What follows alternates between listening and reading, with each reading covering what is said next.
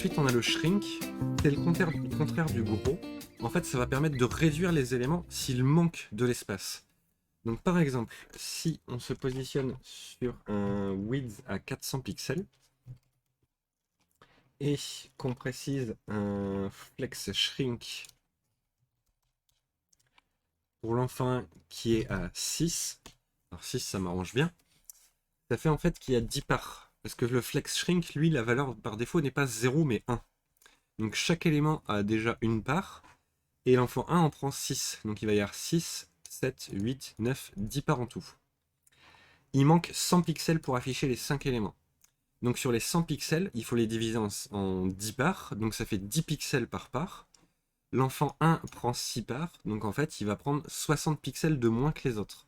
Et les autres vont prendre 10 enfin, il va prendre 60 pixels de moins que la taille d'origine, et les autres vont prendre 10 pixels de moins que la taille d'origine, une seule part. Donc là, si j'affiche flex shrink, ah, c'est parce que j'ai encore le flex drop. Hop, voilà.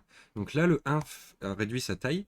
Donc il devrait normalement faire 40 pixels. Si on regarde 36,2 et 2, 40 pixels. Et les autres vont faire 10 pixels de moins, donc 90 pixels à chaque fois. Voilà. Ça fonctionne exactement pareil que le flex gros de cette façon. Et sauf que c'est pour réduire les éléments s'il manque de l'espace, alors que le flex gros c'est pour agrandir les éléments s'il y a de l'espace en plus.